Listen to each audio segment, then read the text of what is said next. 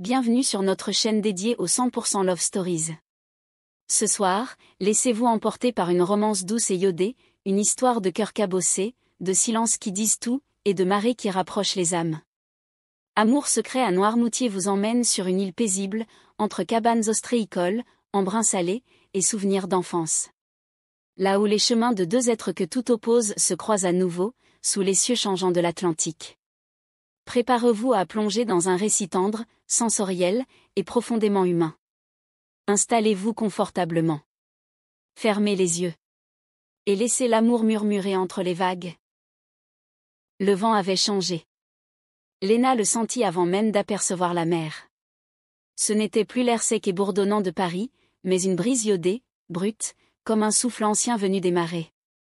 Quand elle coupa le moteur de sa voiture au bout du passage du Gois, le silence l'enveloppa tout entier, interrompu seulement par le clapotis doux des vagues qui caressaient la chaussée encore humide. La mer s'était retirée pour lui offrir le passage, comme si elle l'attendait. Devant elle, Noirmoutier s'étendait, paisible et sauvage, couverte de pins maritimes, de marais endormis, et de maisons blanches aux volets clos. Elle la reconnaissait comme on reconnaît une mer qu'on n'a pas vue depuis trop longtemps. L'émotion monta en elle sans prévenir, nouant sa gorge. Elle était chez elle. Enfin. Cela faisait presque 10 ans qu'elle n'avait pas passé plus de quelques jours sur l'île. 10 ans à fuir les bottes pleines de vases, l'odeur des huîtres fraîchement ouvertes, les réveils à l'aube pour suivre la marée. 10 ans à croire que la vraie vie se trouvait ailleurs, dans les bureaux vitrés de Paris, entre les cafés littéraires et les rendez-vous en costume. Mais voilà, son père partait à la retraite. Et la ferme ostréicole, héritée de génération en génération, ne tiendrait pas sans elle. « T'as vraiment tout quitté pour ça ?» lui avait demandé son collègue d'un ton mi-ironique, mi-inquiet. Elle n'avait pas répondu. Il n'aurait pas compris. Le village du Vieil l'accueillit avec sa douceur d'antan, les murs chaulés, les roses trémières, le calme suspendu. Sa petite maison aux volets bleus était restée figée dans le temps. En poussant la porte, une odeur de cire, de bois vieilli et de sel s'infiltra en elle, comme un baume. Le lendemain matin, elle enfila instinctivement ses bottes en caoutchouc, attacha ses cheveux en chignon flou, et partit à pied vers la ferme familiale, située près de la baie de Bourgneuf, entre dunes dorées et marais argentés. Elle n'avait pas remis les pieds sur l'estran depuis des années. La mer, basse, découvrait les parcs à huîtres, comme autant de secrets étalés au grand jour. Les employés de son père la saluèrent poliment, mais elle sentit le poids des regards, celle qui était partie. Celle qui ne savait peut-être plus rien. Les gestes étaient rouillés, mais son cœur, lui, retrouvait son rythme. Elle connaissait chaque recoin du bassin, chaque cabane. Elle caressa du doigt la vieille barque bleue délavée, celle où elle avait appris à pagayer avec son père. Tout était pareil. Tout avait changé. Sur le chemin du retour, elle fit un détour par la plage des Dames. Le bois de la chaise bruissait doucement autour d'elle, les pins laissant filtrer une lumière dorée. Les cabines blanches, rangées comme des gardiennes de souvenirs, se reflétaient dans l'eau calme. Là, autrefois, elle avait rêvé d'un baiser. D'un été qui durerait toujours. Elle n'avait pas revu ce garçon depuis. Le soleil déclinait à l'horizon, traçant des reflets roses et or sur la mer. Léna s'assit sur le sable frais, les genoux repliés contre elle, le cœur serré par une étrange nostalgie. Paris lui semblait loin, flou, irréel. Ici, chaque pierre, chaque odeur, chaque souffle devant lui murmurait « Tu es chez toi. Tu peux recommencer. » Mais elle le savait déjà, rien ne serait simple. Et Noirmoutier, avec sa beauté indomptable et ses marais imprévisibles, allait bientôt réveiller bien plus que des souvenirs. Il y avait toujours cette lumière particulière à Noirmoutier, surtout en fin de journée. Une clarté dorée, presque irréelle, qui glissait sur les tuiles orangées, les feuillages des tamaris et les flaques laissées par la marée. Léna plissa les yeux en apercevant, au loin, une silhouette penchée sur un chantier improvisé, dans la maison mitoyenne à celle de ses parents. La maison Garnier. Elle était vide depuis des années. Une bâtisse à l'écart, à la façade écaillée, que les rumeurs du village disaient vendue puis oubliée. Pourtant, quelqu'un y vivait maintenant. Des planches avaient été empilées sur le seuil, une brouette pleine de sable reposait contre le mur, et l'odeur du boissier flottait dans l'air. Léna hésita à s'approcher. Mais la curiosité fut plus forte. Bonjour, lança-t-elle en se rapprochant, ses bottes crissant sur les graviers. L'homme se retourna, et un frisson imperceptible lui remonta l'échine. C'était Mathieu Garnier. Il avait changé. Beaucoup. Fini le garçon mince, timide et toujours plongé dans ses carnets de croquis. Devant elle se tenait un homme aux épaules solides, aux mains calleuses et au regard vert, dur comme les pierres mouillées de l'estran. Ses cheveux châtains, légèrement en bataille, encadraient un visage plus marqué qu'autrefois. Mais c'était bien lui. L'adolescent d'hier devenu une énigme. Léna Dubois, dit-il en hochant la tête. Je t'ai reconnu. Sa voix grave était dénuée de chaleur, mais pas de mémoire. Elle sentit un picotement étrange dans la poitrine. Je ne savais pas que tu étais revenu, répondit-elle, mal à l'aise sous son regard fixe. Je suis là depuis quelques mois. Je rénove la maison. Pour de bon. Ils se dévisagèrent un instant, suspendus entre souvenirs muets et années de silence. Léna tenta un sourire, mais il ne répondit pas.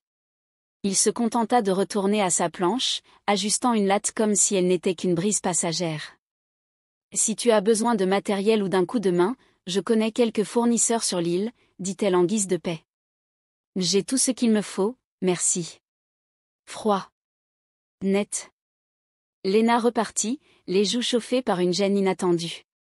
Elle ne s'était pas attendue à des retrouvailles chaleureuses, mais cette tension, elle n'aurait pas su dire si elle était due à l'antipathie, ou à quelque chose de plus complexe. Quelque chose qui grattait sous la peau. Les jours suivants, leurs chemins ne cessèrent de se croiser. En allant au parc à Huîtres, au détour d'un marché, dans la petite boulangerie de Barbâtre. À chaque fois, les échanges étaient courts, parfois teintés d'ironie, jamais vraiment hostiles, mais jamais vraiment aimables non plus. Et pourtant, il y avait dans les silences de Mathieu quelque chose qui l'intriguait. Dans sa façon de l'observer quand il croyait qu'elle ne regardait pas. Dans cette solitude qu'il portait comme une armure, et qui ressemblait trop à la sienne pour qu'elle l'ignore. Une nuit, en refermant les volets de sa chambre, elle aperçut la lumière vacillante d'un feu dans le jardin voisin. Il était là, seul, assis sur une chaise en bois, les yeux perdus dans les flammes. Un homme qui reconstruisait une maison, brique après brique. Mais peut-être, aussi, un cœur. Et Léna, malgré elle, se surprit à vouloir en savoir plus. L'été avait une saveur particulière cette année-là. L'île tout entière semblait bercée par une langueur tiède, comme si le temps lui-même hésitait à passer. Les marées léchaient doucement les berges, les volets battaient mollement sous le vent salé, et les nuits s'étiraient sous un ciel constellé d'étoiles si proches qu'on aurait pu croire qu'elle chuchotait des secrets. Léna avait 16 ans, et elle rêvait d'ailleurs. Paris. Elle en parlait comme d'un mythe, un sortilège irrésistible, un appel plus fort que les embruns et les dunes. Là-bas, tout est possible, disait-elle avec ce feu dans la voix. Tu te rends compte ? Des cafés qui ferment à minuit, des galeries pleines de monde, des librairies ouvertes le dimanche. C'est là que ma vraie vie commence. Elle n'avait jamais aimé l'immobilité. Noirmoutier lui paraissait trop petite, trop lente, trop figée. Elle voulait des rues qui bourdonnent, des inconnus qui bousculent, des vitrines illuminées tard le soir. Elle voulait se réinventer, se découvrir, s'éloigner. Elle ne le disait pas ainsi, mais c'était là, dans chacun de ses gestes, dans chacun de ses regards tournés vers l'horizon. Mathieu avait 17 ans. Discret, les cheveux en bataille, les mains souvent noircies de crayon, il l'observait en silence. Toujours un carnet à croquis sous le bras, il dessinait des cabanes, des ponts, des rêves en ligne droite et en courbe tendre. Mais dans toutes ces pages, sans qu'il le dise à personne, Léna revenait. Son profil, sa nuque, son rire. Il dessinait sans même s'en rendre compte les endroits où elle posait les yeux. Il l'aimait. D'un amour pudique, maladroit, d'un amour adolescent, vibrant et confus. Il ne savait pas comment lui parler. Il la connaissait depuis toujours, mais maintenant qu'elle changeait, qu'elle prenait son élan pour s'envoler, il avait peur de n'être qu'un caillou sur son rivage. Et pourtant, dans le silence, il nourrissait un espoir fou, celui de la rejoindre un jour. Là-bas. À Paris. Pas pour les musées, ni les lumières, mais pour elle. Un soir, ce fut presque un miracle. Une fête de village, un feu d'artifice sur la plage des Dames, et ils s'étaient retrouvés là, tous les deux, un peu par hasard. Ou peut-être que le hasard n'existe pas. Léna portait une robe blanche simple, les cheveux relevés à la va-vite, la peau hâlée par le soleil. Elle regardait les fusées de lumière colorer la mer Noire. Il s'était assis près d'elle, à distance prudente. « Tu sais ce que j'aimerais » murmura-t-elle sans même tourner la tête. « Que tout ça, ce calme, ce sable, ce silence, ça me manque un jour. Que je me dise, j'ai vécu quelque chose de beau ici. » Il avait hoché la tête, le cœur lourd. Elle ajouta dans un souffle. « Mais je sais que je dois partir. Si je reste, je m'éteins. » Il l'avait regardée, la gorge nouée. Il aurait voulu lui dire, « Moi, je ne veux pas que tu t'éteignes. Mais je ne veux pas que tu partes sans moi non plus. » Alors, ce soir-là, il avait pris sa décision. Il partirait lui aussi. Il deviendrait architecte. Il construirait, il créerait, il laisserait une trace. Peut-être, un jour, elle le verrait différemment. Peut-être, un jour, elle le choisirait. Mais il ne dit rien. Il se contenta de la regarder dans la lumière rougeoyante des derniers feux. L'été se terminait. Et avec lui, l'innocence de ces silences partagés. Le vent d'été avait changé l'air. Il soufflait avec plus de constance, caressant les pins de la chaise et portant jusqu'au port de l'herbaudière l'odeur des algues retournées par la marée. Léna s'était habituée à cette présence en demi-teinte. À ce voisin qui gardait ses distances, mais dont elle devinait les gestes à travers les branches qui séparaient leurs deux jardins. Mathieu Garnier.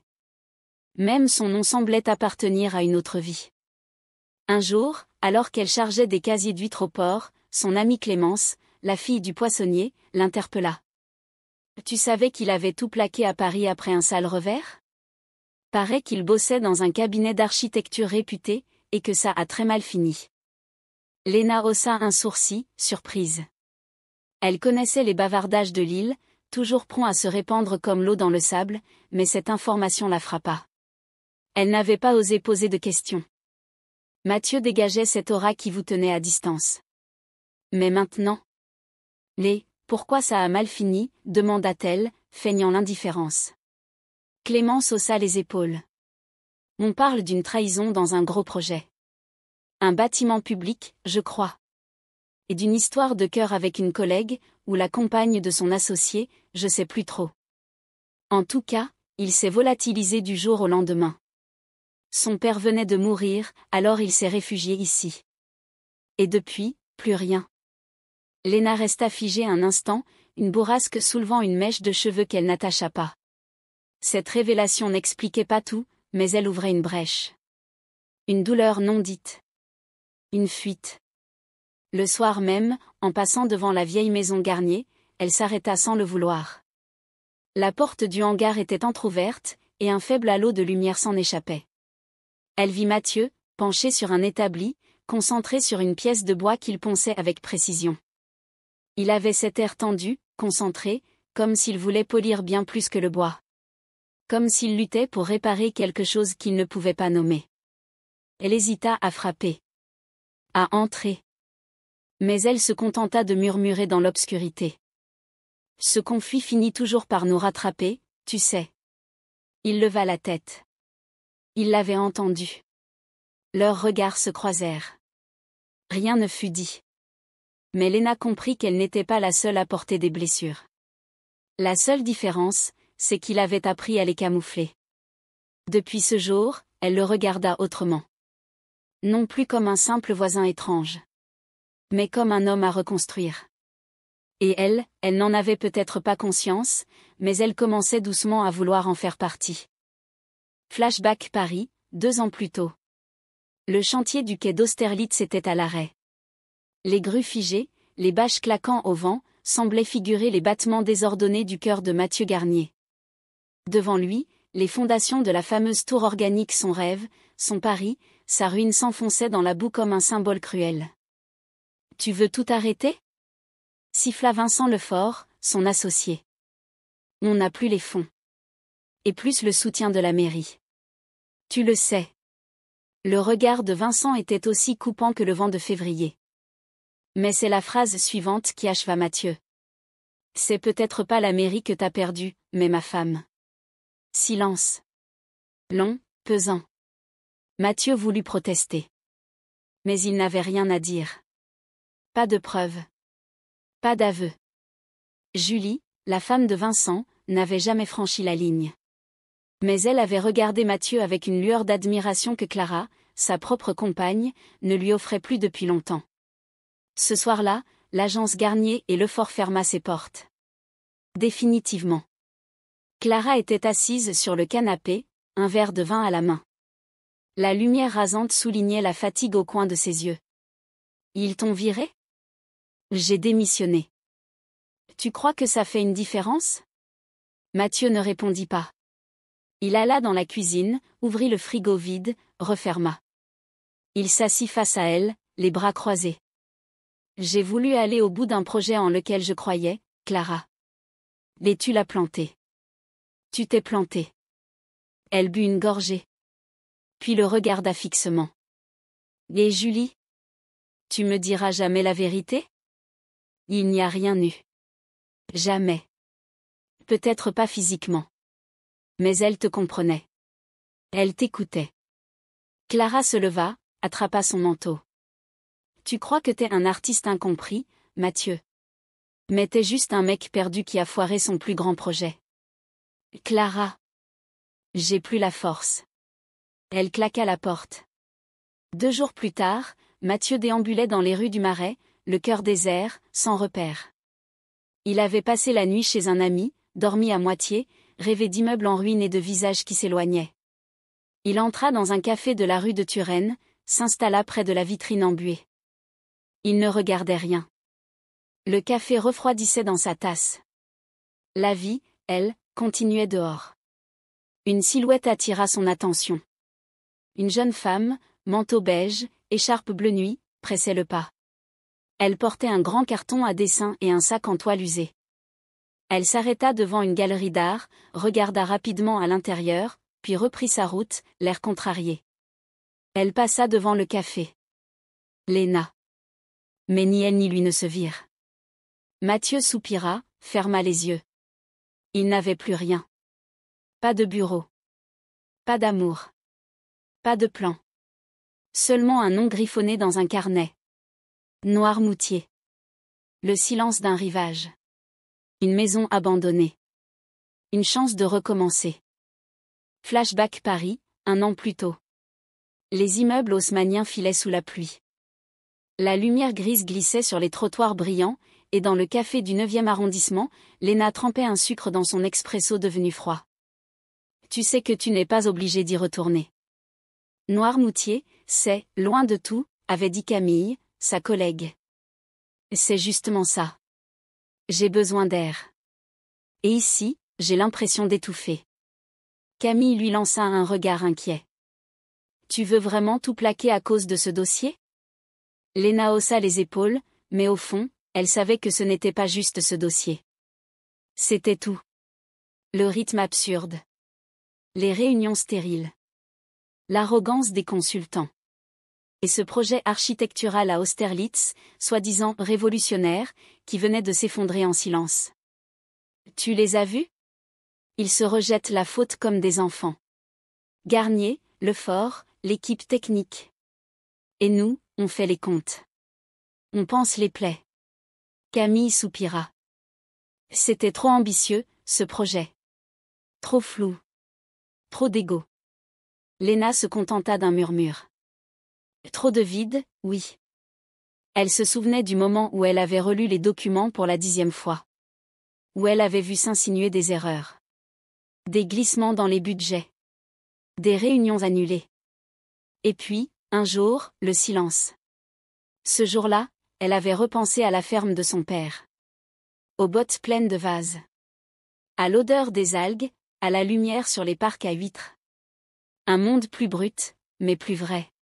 Elle fixa Camille, le cœur plus calme. Mon père a besoin d'aide. Il se fait vieux. Et la ferme mérite mieux que de finir entre les mains d'un promoteur. Tu n'as pas peur de regretter ? Léna sourit, doucement.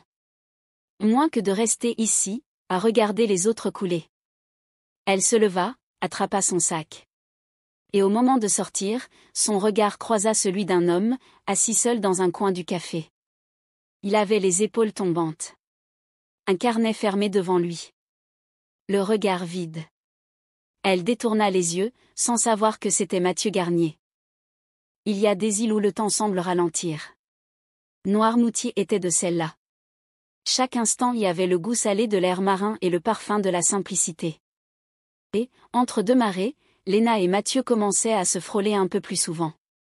Au marché de Noirmoutier-en-l'Île, leurs doigts se touchèrent brièvement alors qu'ils tendaient la main vers le même panier de mojettes. Léna rit doucement, un rire franc qui lui échappa malgré elle. On a les mêmes goûts, on dirait. Mathieu répondit d'un sourire en coin. Moins fermé qu'avant. Presque complice. Quelques jours plus tard, ils se retrouvèrent par hasard ou par habitude sur la plage des Dames. Mathieu observait l'horizon, les mains dans les poches, le regard perdu dans les couleurs changeantes du ciel. Léna s'était arrêtée pour ramasser des coquillages, comme elle le faisait enfant, les yeux à l'affût des coques tachetées et des nacres rosées. « Tu cherches quelque chose ?» demanda-t-il en s'approchant. « Des souvenirs » répondit-elle sans réfléchir. Il ne rit pas, mais son regard s'adoucit. Et pour la première fois, il resta près d'elle. Silencieux. Présent. Leurs rencontres devinrent plus fréquentes. Une livraison partagée, un café pris sur le pouce chez Madame Anselme, l'ancienne institutrice reconvertie en pâtissière passionnée, une discussion volée sur les huîtres et le sel de mer, un échange de regards lors d'une soirée ostréicole. C'était une tension douce. Un fil invisible qui se tendait un peu plus à chaque croisement. Un soir, alors que la fête battait son plein dans le hangar de la coopérative, entre éclats de rire et effluves de vin blanc, Léna sentit le regard de Mathieu sur elle. Il n'était qu'à quelques pas, adossé à un pilier, une coupe à la main, l'air en retrait. Mais il ne la quittait pas des yeux. Quand leurs regards se croisèrent, elle sentit cette chose étrange dans le ventre. Ce frisson silencieux. Ce vertige qui précède les grands bouleversements. Il s'approcha. Lentement. « Tu danses ?» demanda-t-il, la voix un peu rauque. Elle hocha la tête. Ils n'échangèrent pas un mot pendant la chanson. Juste cette proximité, ses mains sur sa taille, les siennes autour de son cou, le bruissement de la mer tout proche et les voix qui s'éloignaient. Un instant suspendu. Hors du temps. Quand la musique s'arrêta, il ne bougea pas. « Tu fais peur, parfois ?» souffla-t-elle, sans savoir pourquoi ces mots lui échappaient. « Les toi, tu fais oublier. » Ils se séparèrent sans un baiser, sans un adieu. Mais ce soir-là, quelque chose avait changé. Une marée montante, lente et irrésistible, qu'aucun des deux ne pouvait plus nier. La tempête de la veille avait laissé derrière elle un paysage lessivé, plus pur, comme si l'île elle-même avait pris une grande inspiration. Le ciel, encore voilé de gris pâle, laissait filtrer une lumière douce, presque liquide. La mer, quant à elle, léchait les abords du port avec une langueur nouvelle, apaisée après sa colère. Léna referma son ciré d'un geste distrait. Devant elle, Mathieu vérifiait les amarres d'une petite barque, l'une de celles que son père utilisait autrefois pour aller relever les poches à huîtres. « On ne va pas loin, juste jusqu'à la crique du bout », dit-il en lançant un regard en coin, le visage frôlé par une mèche rebelle. Elle hocha la tête, sans poser de questions. Le moteur ronronna doucement.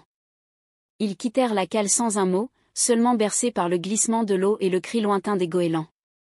L'île s'éloignait doucement derrière eux, drapée de silence. Les minutes passèrent. Léna laissa sa main traîner dans l'eau froide, regardant les gouttes éclabousser sa manche.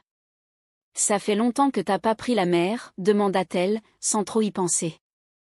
Mathieu répondit d'une voix basse, presque emporté par le vent.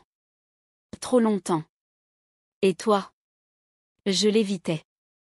Trop de souvenirs, et puis, je savais pas trop avec qui partir. Il ne répondit pas, mais elle sentit sa main se crisper un peu sur le gouvernail.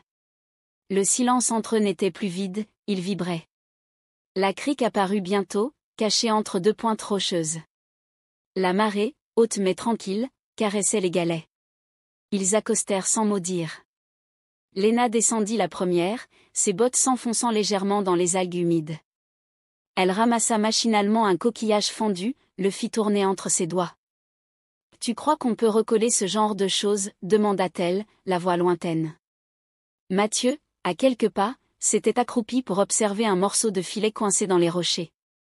Il leva les yeux vers elle.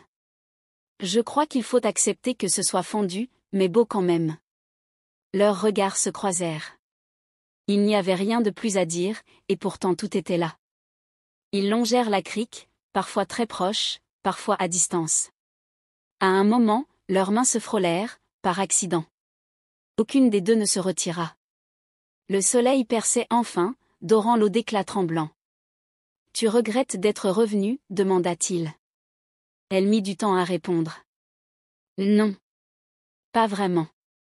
Mais je me demande parfois ce que j'essaie de réparer ici. » Mathieu hocha la tête, comme s'il comprenait sans avoir besoin de mots. « Peut-être qu'on revient pas pour réparer. Peut-être juste pour respirer à nouveau. » Ils restèrent là un long moment, à regarder l'horizon. Deux âmes cabossées par la ville, ramenées ici par un vent têtu, une marée qu'ils n'avaient pas choisie, mais qui les avait ramenées à bon port. Et au fond d'elle, Léna sentit un frémissement. Quelque chose venait de bouger. Pas encore de l'amour.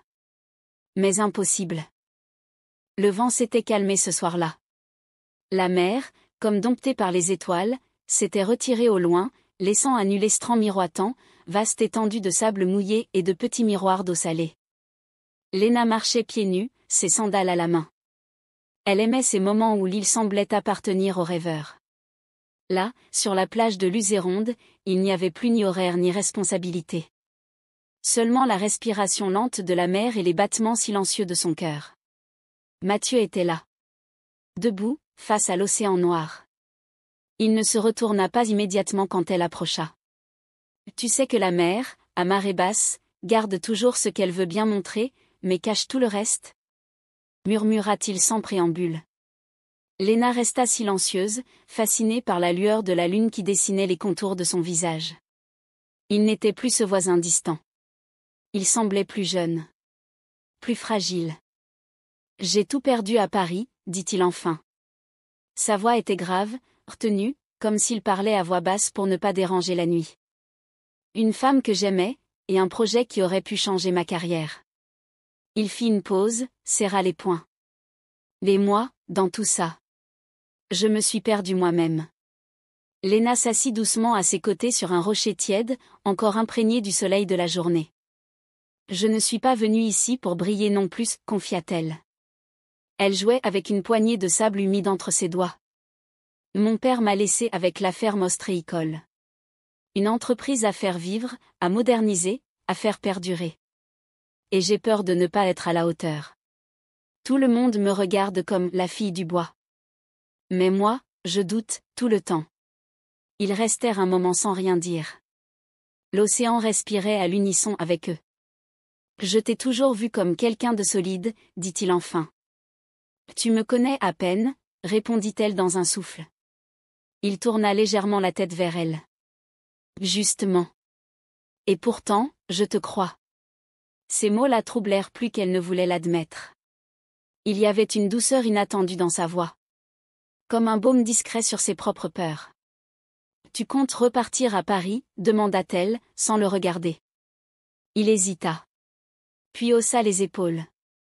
J'ai cru que Noirmoutier serait un refuge. Mais parfois, je me dis que c'est peut-être un point de départ. Le silence s'installa à nouveau. Pas pesant. Apaisé. La lune les éclairait comme une lanterne oubliée sur le sable.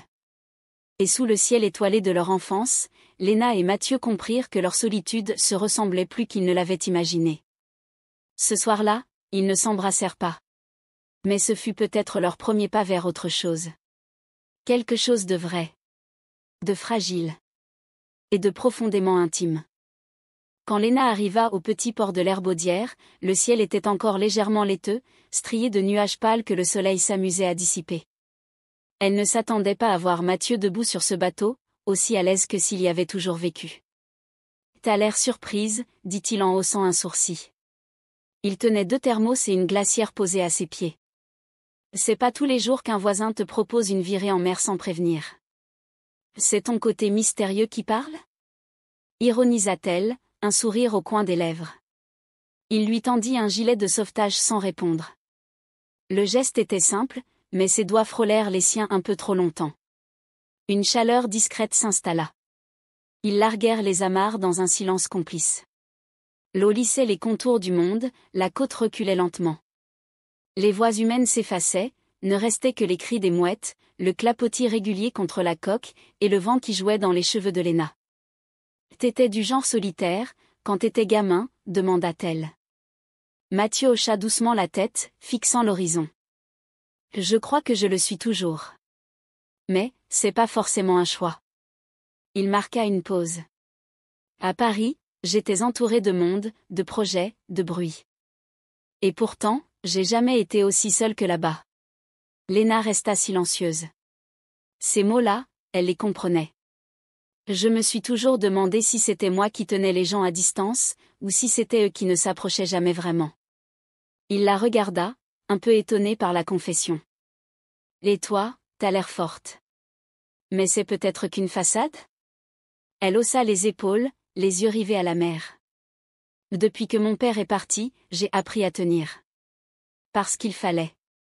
La ferme, les papiers, les marées.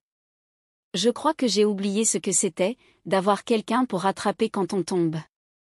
Et si t'avais quelqu'un, tu laisserais tomber? Leurs regards se croisèrent. L'espace d'un instant, plus rien n'existait. Ni le passé. Ni la prudence. Peut-être, si je savais qu'on me rattraperait pour de vrai. Un silence tendre les enveloppa. Puis Mathieu se leva, s'approcha de la glacière et sortit deux sandwichs. J'ai pas prévu de grandes déclarations, mais j'ai du pain frais et du fromage local. T'as compris l'essentiel, plaisanta-t-elle. C'est comme ça qu'on séduit une fille de l'île. Ils mangèrent en silence, le soleil réchauffant peu à peu leurs épaules. Puis, sans prévenir, Léna enleva ses chaussures et se pencha à l'arrière du bateau pour tremper ses pieds dans l'eau. Tu sais, dit-elle, j'ai toujours eu l'impression que la mer comprenait mes silences. Comme si elle savait déjà ce que je voulais dire. C'est peut-être pour ça qu'on s'est retrouvés ici, souffla-t-il. Parce qu'on parle mieux quand on dit rien. Il la rejoignit, leurs bras se frôlèrent. Pas de baiser, pas encore. Juste ce frémissement d'une histoire prête à éclore, comme les premières perles d'écume sur une vague tranquille. Et pendant un long moment, ils restèrent là, suspendus entre deux rives, deux vies, deux vérités encore trop fragiles pour être prononcées. Mais dans leurs regards, une promesse douce s'écrivait déjà. Et la mère, complice, la gardait en secret. La soirée avait commencé doucement, comme toutes les autres. Une fête improvisée dans la cour de la ferme ostréicole, sous les lampions suspendus au câble des vieux séchoirs à filets. Quelques voisins, des éclats de rire, des verres qui s'entrechoquaient. On fêtait une bonne récolte, ou peut-être juste l'été qui s'attardait un peu. Léna avait bu 2 verres de vin blanc, puis un 3e. Elle n'était pas ivre, mais ses pensées flottaient avec légèreté. Elle se sentait belle ce soir. Vivante. Presque insouciante. Mathieu était là, en retrait comme toujours, appuyé contre un vieux mur de pierre. Il portait une chemise claire, un peu froissée, et ce regard qu'il ne savait jamais vraiment dissimuler quand il la regardait trop longtemps. À un moment, leurs regards se croisèrent. Elle sentit ce frisson familier, ce courant doux et brûlant à la fois. Sans réfléchir, elle s'approcha. « Tu ne danses jamais ?» demanda-t-elle. Il haussa un sourcil, esquissa un sourire. « Je danse rarement. Mais ce soir, pourquoi pas ?» Et ils dansèrent. Lentement. Une chanson douce, presque ancienne, flottait dans l'air. Ses bras autour de son cou, les siens autour de sa taille, et l'odeur salée du vent mêlée au parfum d'amande de sa peau. Quand leurs visages se rapprochèrent, elle sentit sa respiration ralentir. Il ne recula pas. Leurs lèvres se touchèrent enfin. Ce fut un baiser d'abord hésitant, puis urgent. Un de ces baisers qui éveillent des souvenirs qu'on n'a jamais vécus. Qui rendent les silences plus éloquents que 1000 mots. Le monde autour s'effaça. Plus de fêtes. Plus de voisins. Juste eux. Et l'évidence. Mais au matin, Mathieu n'était plus là. Léna se leva seule, le cœur battant trop vite pour une nuit sans lendemain. Elle tenta de chasser le goût amer qui lui restait sur les lèvres. Pas celui du vin. Celui de l'incertitude. Quand elle le vit enfin, plus tard dans l'après-midi, il évita son regard. Je crois que c'était une erreur, souffla-t-il en reculant d'un pas. Elle se figea. Un coup d'eau glacée dans les veines. Tu regrettes ? Murmura-t-elle, plus blessée qu'elle ne l'aurait cru. Je ne sais pas ce que je fais ici, Léna. Ni ce que je suis censée vouloir. Toi, cette île, cette vie. Il s'interrompit, visiblement à bout. Puis il partit, les poings serrés, sans se retourner. Léna resta là, droite, le regard perdu vers l'océan invisible derrière les dunes. Le vent s'était levé. Et dans ce vent-là, elle sentit que quelque chose venait de se briser. Ou de commencer, peut-être. Mais elle ne savait pas encore quoi. Le soleil de septembre baignait les stands de l'événement ostréicole, installé sur la place du marché de Noirmoutier-en-l'Île. L'air sentait le sel et le vin blanc frais, les voix se mêlaient dans une joyeuse effervescence, et Léna s'efforçait de garder le sourire malgré le vide que Mathieu avait laissé derrière lui depuis leur baiser, et son retrait brutal. Elle s'était jetée à corps perdu dans le travail, dans l'organisation de cette fête locale où se retrouvaient producteurs, restaurateurs et visiteurs de passage. Un moyen comme un autre de mettre son cœur en veille.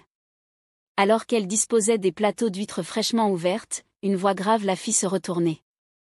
Léna Dubois ? Vous êtes la fille de Michel ? Elle leva les yeux sur un homme élégant, dans la quarantaine, costume léger et lunettes de soleil. Il tendait la main avec assurance. Vincent Lefort. Je suis venu de Paris pour le salon. Et, j'ai connu Mathieu Garnier. On a travaillé ensemble. Un instant, le monde sembla se rétrécir. Ah, je vois, dit-elle, prudente. Julien esquissa un sourire en coin, presque complice. Il n'a pas dû vous raconter toute l'histoire, j'imagine. Léna fronça légèrement les sourcils. Il m'a parlé de la fin de sa carrière. D'un projet difficile, et d'une rupture. Julien ricana doucement. Une rupture ? Disons plutôt une catastrophe émotionnelle et financière. Le projet n'a pas juste échoué. Il a fait capoter 2 ans de travail et mis pas mal de gens dans une situation délicate. Et pour être honnête, il a fui. Disparu du jour au lendemain. Il mordit dans une huître comme si la conversation n'avait rien de personnel. Mais bon, chacun a sa façon de survivre, pas vrai ? Conclut-il avant de s'éloigner vers un autre stand. Léna resta figée, le goût iodé dans la gorge. Un courant froid lui remonta le dos, malgré la douceur de la journée. Elle ne savait plus quoi croire. Mathieu lui avait parlé de douleur, de doute, d'échec, oui. Mais il avait eu les conséquences. Les autres. Sa responsabilité réelle. Le doute s'installa en elle, sournois. Et avec lui, une peur nouvelle, avait-elle baissé sa garde trop vite ? S'était-elle laissée charmer par un homme qui n'était peut-être pas seulement blessé, mais fuyant ? Ce soir-là, sur la plage où elle l'avait embrassé, elle marcha seule. Et pour la première fois depuis son retour, l'île ne la réconforta pas. Flashback Paris, 2 ans plus tôt. Tu crois que j'ai pas vu ton jeu, Mathieu ? Quel jeu ? Vincent claqua un dossier sur le bureau de verre. Julie. Les rendez-vous à l'agence quand je n'étais pas là. Vos discussions en aparté.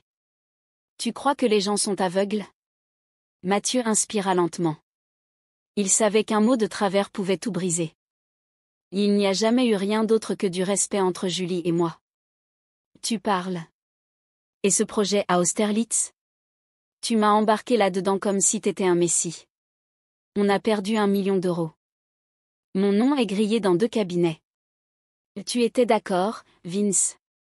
Tu as signé chaque ligne. Parce que je croyais en toi, bordel. La gifle ne vint pas physiquement. Mais elle était là, dans l'air. Lourde. Vincent s'approcha, les yeux sombres. Tu veux que je dise la vérité ? Le problème, c'est pas Julie.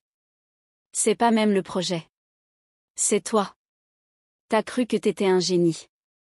Et t'as tout fait foirer. Tu sais pas bosser en équipe. Tu veux tout contrôler. Et t'es incapable de reconnaître quand t'as tort. Mathieu baissa les yeux. Pour la première fois, il n'avait rien à répondre. Vincent conclut. Va-t'en. Tire-toi de Paris. Trouve-toi une île, je sais pas, mais t'as plus ta place ici. Le bruit d'un bouchon de bouteille qui saute le ramena à l'instant. Mathieu se redressa lentement. Son regard croisa celui de Léna au loin. Elle semblait troublée. Il savait. Elle avait parlé à Vincent. Et peut-être que, dans son regard à elle, un doute venait de naître. Un doute qu'il allait devoir dissiper, ou fuir à nouveau. C'est là, dans un souffle suspendu entre deux silences, sous le reflet de la lune qu'elle comprit enfin. Que ce projet architectural qui s'était effondré sous ses yeux à Paris, cette faillite qui l'avait poussé à tout quitter, n'était autre que celui de Mathieu Garnier. Il était, sans le savoir, le point de bascule. Celui par qui tout avait vacillé, et par qui tout avait peut-être commencé. Et maintenant qu'elle le regardait, les mains dans les poches, le regard plus doux qu'il ne voulait le montrer, elle ne savait plus si elle devait lui en vouloir pour le chaos d'hier. Ou le remercier d'avoir, malgré lui, ouvert le chemin vers une autre vie. Les jours suivants s'étirèrent comme les marées longues de l'automne. Léna ne croisait plus Mathieu. Elle n'essayait même plus. Elle s'enfonçait dans le travail comme on s'ancre pour ne pas dériver, gestion des stocks, livraison au marché, rénovation du petit hangar, paperasse avec la chambre d'agriculture. Tout devenait une raison de ne pas penser. Mais ses pensées, elles, prenaient toujours le large. Chaque fois qu'elle passait devant la vieille maison au volet vert, son regard traînait une seconde de trop. Parfois, elle l'apercevait à l'étage, une silhouette fugace, marteau à la main, casque vissé sur les oreilles. Il rénovait sa cabane comme on construit un abri contre les émotions. Il ne venait plus aux soirées ostréicoles. Ne passait plus au marché. Ne répondait pas à ses regards silencieux quand elle croisait sa voiture sur la route du port. Et pourtant, elle sentait qu'il pensait à elle. Parfois, à la tombée du jour, elle se posait sur la jetée Jacobson, les pieds pendant au-dessus de l'eau calme. Elle rêvait à voix basse, en se demandant s'il faisait la même chose quelque part de l'autre côté de l'île. Le silence n'était pas une absence. Il était plein de non-dits, d'élan retenus, de regrets mêlés à la peur. L'île, cette confidente bienveillante, semblait se resserrer autour d'eux. Chaque chemin sableux, chaque cri de goéland, chaque odeur d'iode était comme un rappel, vous êtes faits du même sel. Mais pour le moment, ils étaient deux phares allumés dans la brume. Chacun sur sa côte. Chacun trop fier, trop blessé, ou trop perdu pour envoyer le signal.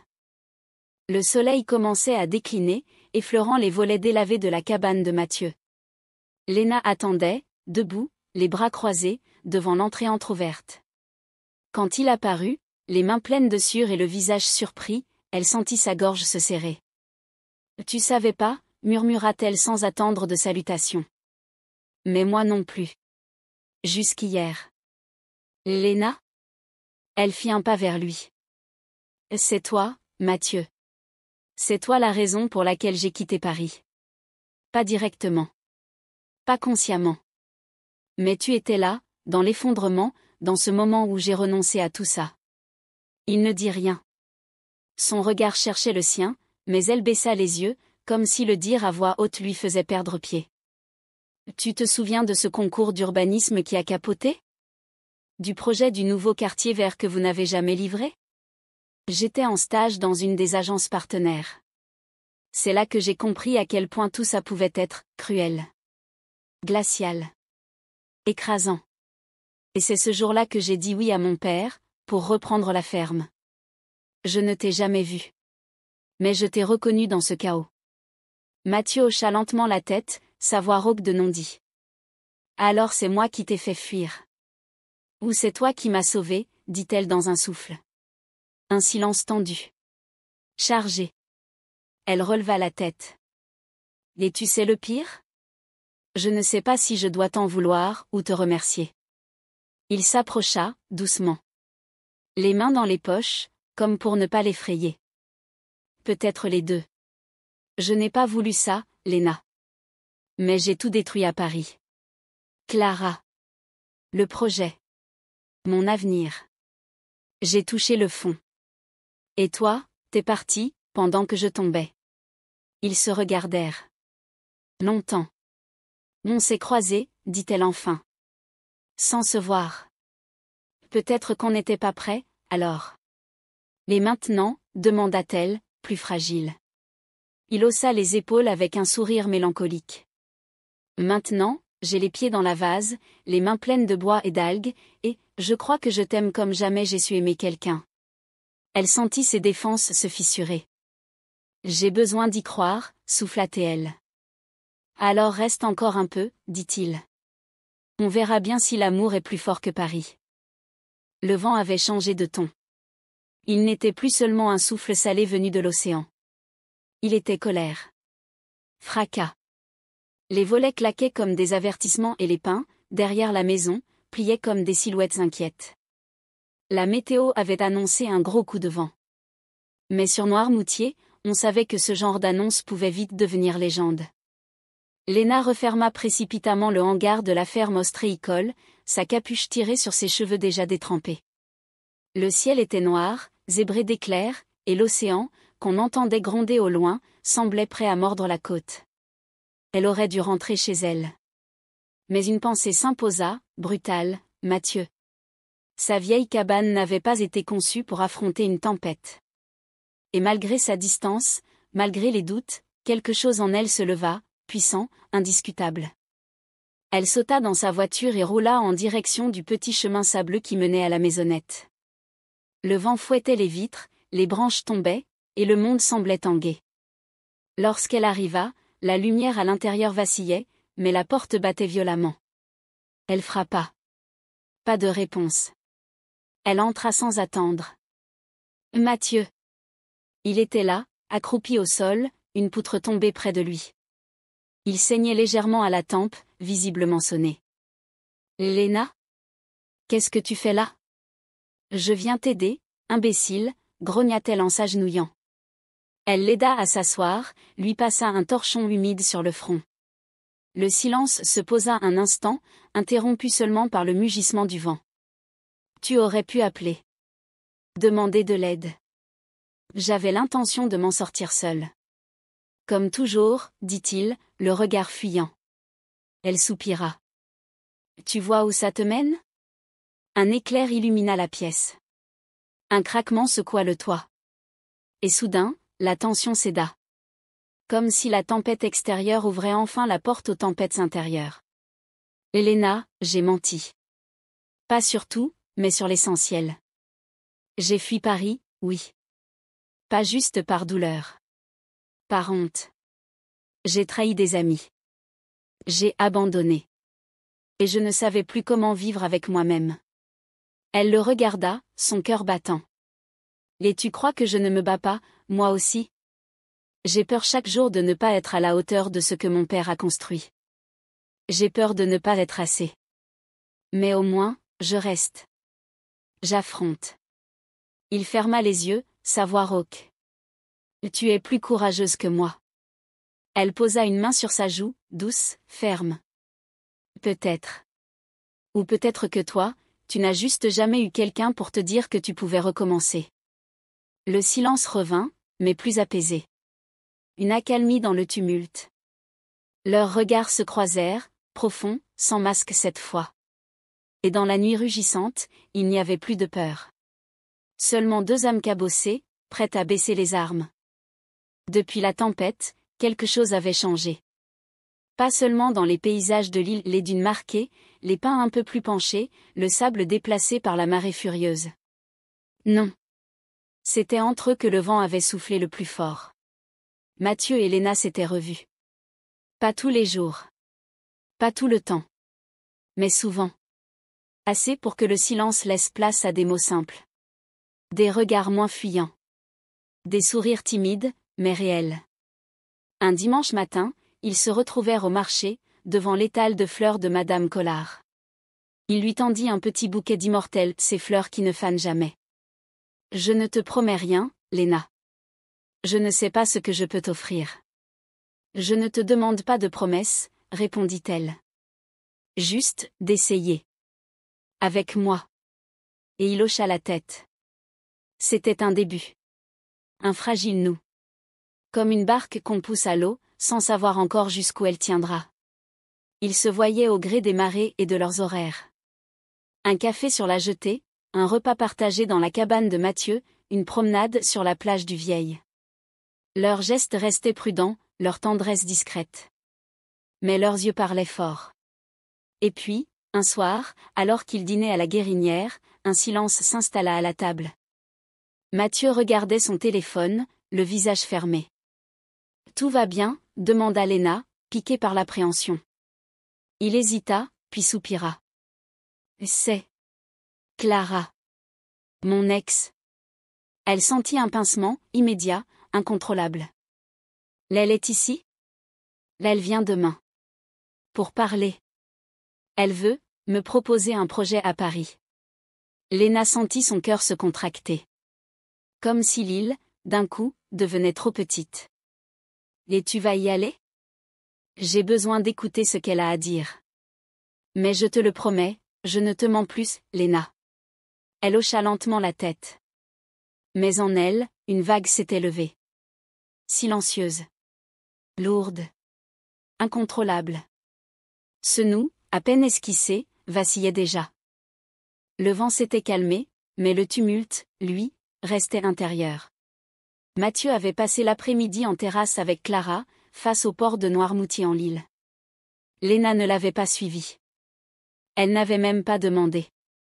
Elle s'était contentée de refermer la porte du bureau ostréicole plutôt que d'habitude et de marcher, longtemps, le long du bois de la chaise. Le sable froid sous ses pieds, les pins penchés vers la mer, les cabines de plage blanches alignées comme des secrets d'enfance. Tout lui rappelait ce qu'elle pouvait perdre. Quand Mathieu revint enfin, ce fut sans prévenir. Il frappa à la porte de la ferme, une bouteille de vin blanc à la main, comme un drapeau fragile dans une guerre silencieuse. Elle m'a proposé de repartir à zéro. Un projet à La Rochelle. De l'architecture marine. De la vraie. De la belle. Et tu veux y aller ? Demanda Léna, la gorge nouée. Il s'assit, en silence. Observa les filets suspendus au mur, les bottes d'ostréiculteur, les dessins d'enfants laissés par ses nièces. Je ne sais pas. C'est une partie de moi qui a soif de ça. De retrouver ce que j'ai perdu. Léna détourna le regard. Là alors va. Je ne veux pas être celle qui t'en empêche. Mathieu leva les yeux vers elle. Tu ne me retiendrais pas ? Non. Parce que si tu restes, je veux que ce soit pour toi. Pas pour moi. Pas pour fuir ton passé. Mais parce que tu choisis vraiment Noirmoutier, et moi. Un long silence s'installa. La bouteille resta fermée. Le vin attendrait. Mathieu repartit dans la nuit. Et Léna, seule dans la lumière tremblante de la cuisine, sentit son cœur peser plus lourd qu'un casier plein d'huîtres. Le sable avait été balayé à la main. Des guirlandes de fanions flottaient entre les piquets, quelques lanternes solaires se balançaient doucement au vent. Sur la plage des Dames, la fête de lancement de la saison ostréicole prenait forme. Léna avait tout organisé seule. Son père, à la retraite, avait donné quelques conseils depuis une chaise longue. Sa sœur avait apporté du vin blanc frais. Et les anciens du village étaient venus prêter main forte, chacun avec un souvenir ou une chanson. C'était un de ces moments où l'île se refermait autour des siens comme un coquillage protecteur. Les tables étaient dressées, nappes blanches, huîtres ouvertes à la minute, pain de seigle, beurre salé, rillettes de poisson. Un musicien local grattait quelques notes sur sa guitare, tandis que les enfants jouaient à attraper des crabes entre les rochers. Léna souriait. Mais à l'intérieur, c'était moins simple. Mathieu n'était pas là. Il n'avait pas confirmé sa venue.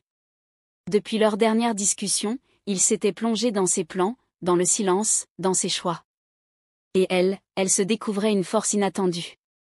Organiser la fête, prendre la parole devant les élus locaux, expliquer les projets pour la ferme, saluer les restaurateurs. Elle se sentait à sa place. Fière. Ancrée. L'île la portait, la soutenait, l'avalait parfois, mais ne la rejetait jamais. Tu t'en sors drôlement bien, souffla sa tante Jeanne en lui tendant un verre. Merci. Je crois que, j'avais oublié que j'étais capable de tout ça. Mais quand la nuit tomba et que la marée remonta lentement jusqu'au feu de camp improvisé, Léna jeta un dernier regard vers le sentier menant à la plage. Pas de silhouette familière. Pas de Mathieu. Et pourtant, sous les rires, les chants et les clapotis de la mer, son cœur continuait à espérer. Le soleil s'était levé sans elle. Pour la première fois depuis des semaines, Léna avait dormi sans rêve, sans réveil en sursaut, mais avec une absence nouée au creux du ventre. Mathieu était parti. Et pourtant, la mer était toujours là. À la cabane ostréicole, la journée avait commencé avant l'aube. Une livraison de bourriches retardée, une fuite dans un bassin de décantation, un jeune saisonnier qui avait confondu les tailles de poche, tout demandait sa présence, ses décisions, son calme. Elle avait enfilé ses bottes, noué ses cheveux, et s'était jetée dans le travail comme on plonge la tête sous l'eau pour faire taire le bruit du monde. « Patronne, il y a un souci avec le Vivier Nord. » La voix paniquée de Jules, tout juste 20 ans, l'avait tiré de ses pensées. « J'arrive. » Dit aux autres de se concentrer sur les calibrages, je m'en occupe. Sa voix avait claqué, claire, posée. Plus tard, elle avait dirigé les manœuvres avec assurance, imposé ses choix, corrigé les erreurs sans hausser le ton.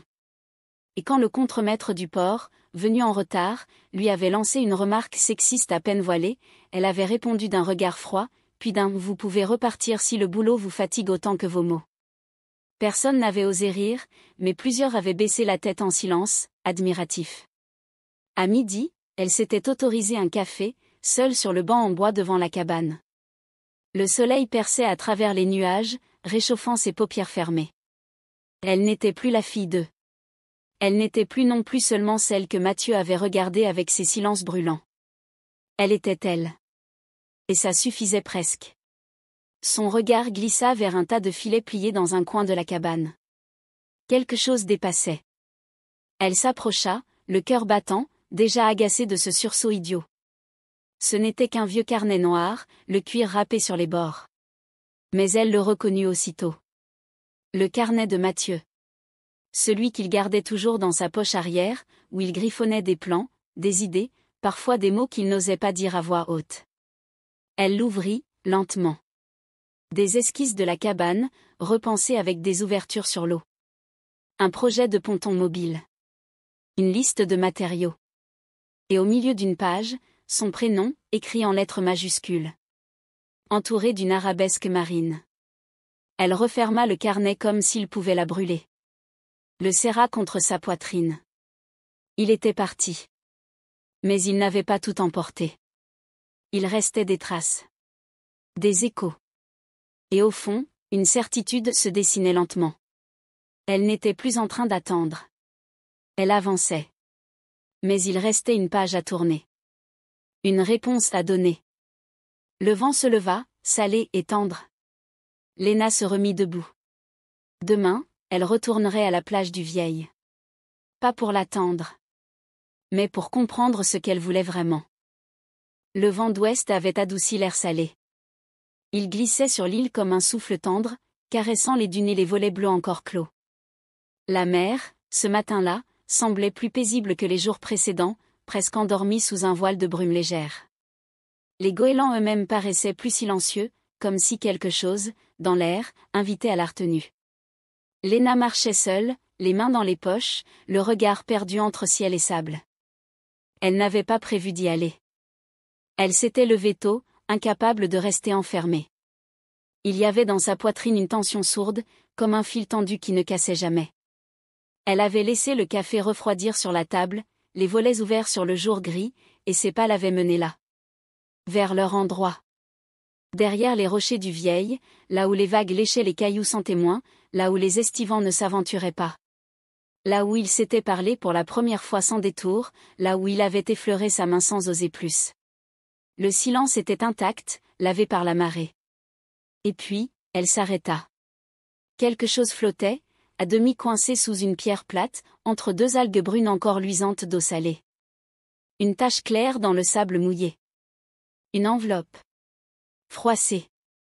Les bords gondolés, comme un vieux secret qu'on aurait voulu cacher mais que la mer avait décidé de rendre au monde. Son prénom. Léna. Écrit à l'encre noire. D'une écriture nerveuse mais droite. La sienne. Mathieu. Elle sentit son cœur faire un bond contre sa cage thoracique. Ses doigts tremblaient en la ramassant, comme s'il savait que rien, après cela, ne serait plus tout à fait pareil. La lettre était datée de 3 jours plus tôt. La veille de son départ. Ses yeux glissèrent sur les lignes, hésitants, affamés, redoutant chaque mot. Je ne suis pas bon pour les adieux. Encore moins pour les mots. Mais il m'a changé, et toi, tu m'as ramené à moi-même. J'ai eu peur, Léna. De m'ancrer ici. De te blesser.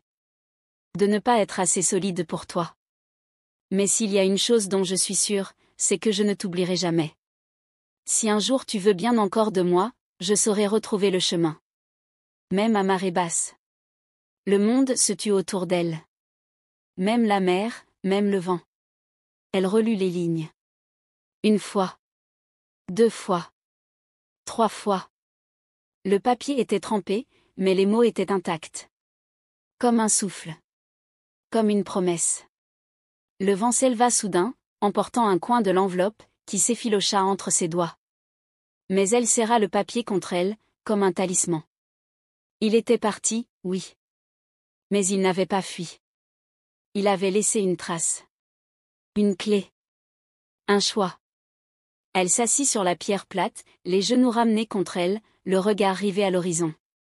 Les vaguelettes dessinaient des arabesques molles sur le sable humide. Elle sentit son cœur battre plus doucement, comme si, enfin, il trouvait un rythme nouveau. Peut-être que l'amour, comme les marées, revient toujours. Quand on y croit encore. Quand on le laisse respirer. Quand on décide de l'attendre ou de le retrouver. L'estran brillait d'un éclat nacré, comme s'il avait été poli par des anges de sel. La mer s'était retirée loin, laissant derrière elle ses secrets humides, ses rides de vase et ses reflets changeants. Le jour se levait lentement sur Noirmoutier, enveloppant l'île d'une lumière dorée qui s'étirait sur les rochers, les cabanes de pêche, les parcs à huîtres encore endormis. Un parfum d'algues fraîches et de renouveau flottait dans l'air. Léna marcha d'un pas calme, ses bottes s'enfonçant dans le sable encore tiède de la marée descendante. Le vent lui caressait les joues, et dans le creux de sa poitrine, une tension familière, douce amère, battait au rythme de son cœur. Elle était revenue là. Là où elle avait trouvé la lettre. Là où il l'avait regardée comme si elle était un cap, une boussole, une promesse. Elle ne savait pas pourquoi elle y retournait. Peut-être pour respirer. Peut-être pour sentir encore un peu de lui. Elle ne s'attendait à rien. Un pas. Puis un autre. Les mouettes tournoyaient haut dans le ciel, silencieuses. Le monde semblait suspendu. Elle tourna la tête. Et son cœur s'arrêta. Ou battit plus fort, elle ne savait plus très bien. Il était là. Mathieu. Appuyé contre une vieille barque retournée, les mains dans les poches, un sac en bandoulière glissé sur l'épaule. Ses cheveux un peu trop longs dansaient avec le vent. Son regard, brun et fuyant, se planta dans le sien avec une intensité timide, mais résolue. Un frisson remonta le long de sa colonne. « Salut », dit-il simplement, sa voix grave troublée d'émotion. Elle crut vaciller. Le sel dans l'air n'était plus que sur ses lèvres. Elle le fixa quelques secondes, assez pour que le monde cesse de tourner. « Salut », répondit-elle, la voix légèrement cassée, comme si ses jours sans lui l'avaient fêlée. Il s'approcha, lentement, prudemment. Comme on approche une île qu'on a quittée trop longtemps. Comme on demande pardon aux vagues de les avoir abandonnées. Je n'ai pas de discours parfait. Pas de plan bien ficelé. Pas de promesse que je ne saurais tenir. Il s'arrêta un instant, planta son regard dans le sien. Mais j'ai envie de construire. Ici, avec toi. Pas juste une maison ou une histoire. Une vie. Une vraie. Si tu veux encore de moi, Léna. Un silence magnifique les entoura. Le genre de silence qui fait du bruit dans le cœur. Celui que les mots ne savent pas remplir. Le ressac s'écrasait doucement sur les pierres. Les oiseaux marins, perchés loin, ponctuaient la scène d'un chant discret. Et le ciel se teintait lentement d'un rose pâle, comme un rideau qui se lève sur un nouveau décor. Léna s'avança. Pas à pas. Ses bottes dans la vase, son cœur dans ses yeux. Je ne veux pas de promesses parfaites, Mathieu. Ni de vie toute lisse. Elle posa sa main contre sa poitrine, là où elle sentait les battements. Je veux des matins comme celui-là. Des silences à deux. Des engueulades au goût de sel. Et peut-être, un amour imparfait, mais vrai. Il la regarda, bouche entr'ouverte, souffle suspendu. Puis il sourit. Ce sourire rare, celui qu'elle avait vu quelquefois, et qui suffisait à faire fondre toutes ses défenses. Ils ne s'embrassèrent pas. Pas encore. Ils restèrent là, immobiles, face à l'horizon. Leurs ombres se rejoignaient dans le sable humide, se mêlant comme deux lignes enfin réunies. Et dans le silence, quelque chose naquit à nouveau. Ou renaquit. Une aube, douce et infinie. La leur. Il y avait dans l'air l'odeur familière des algues séchées, du bois humide, du sel, et cette douceur typique des jours où le vent se repose. La vieille cabane, autrefois abandonnée, grise et penchée, avait retrouvé une âme. Elle portait désormais les marques de leur passage, les cicatrices de leur histoire commune. Les volets repeints d'un vert mousse s'ouvraient chaque matin sur l'estran. Un banc fabriqué à la main trônait devant la porte, toujours chaud du soleil de l'après-midi. Et juste au-dessus de l'entrée, une petite plaque de bois gravé, clouée comme un symbole. Le repos des marais, avait murmuré Léna, un jour de juin, les doigts couverts de peinture et les joues rougies par le vent. Mathieu avait souri sans répondre, mais ses yeux disaient tout. Il vivait là, désormais. Pas dans un château, ni dans un rêve luxueux. Mais dans une cabane posée au bord du monde, un refuge où l'on entend le bruit des filets qui sèchent et le cri des mouettes dès l'aube. Avec pour jardin, les parcs ostréicoles, et pour seul horizon, l'océan immense, imprévisible, fidèle. Les matins sentaient le café brûlant dans des tasses ébréchées, les pulls trop grands enfilés à la hâte, les bottes pleines de sable. Ils partaient ensemble vérifier les bassins, les épaules se frôlant sous les cirés. Entre deux casiers, un baiser volé, une plaisanterie murmurée, un sourire complice. Rien de spectaculaire, mais tout était là. Les soirées, elles, étaient faites de chaleur et de silence. Du feu qui crépite dans le poêle, des mains couvertes de sel, de fatigue partagée, de corps qui se cherchent dans l'ombre douce de la cabane. Parfois ils parlaient, parfois ils se taisaient. Mais ils se comprenaient toujours. Mathieu avait ressorti ses carnets de croquis. Il dessinait de nouveaux pontons flottants, des aménagements durables pour les cabanes voisines, mais aussi, en secret, des portraits de Léna. Des esquisses au fusain où son sourire apparaissait presque par magie, et qu'il rangeait aussitôt dès qu'elle approchait. Léna, elle, avait cessé de douter. De son avenir. De ses choix. De sa valeur. Elle était à sa place. Enfin. Pas parce qu'on la lui avait donnée. Mais parce qu'elle l'avait reconquise. Il n'avait jamais eu besoin de grandes déclarations. Leur langage, c'étaient les gestes. Les regards. Le travail côte à côte, les silences partagés devant l'estran à marée basse, les fous rires dans la pluie. Chaque filet remonté ensemble. Chaque plat de pâtes mangé à même la poêle. Chaque lumière laissée allumée en cas de tempête. Ils avaient compris, tous les deux, que l'amour ne se crie pas. Il se tisse. À petits points réguliers. Il se plante dans la terre et dans le sable.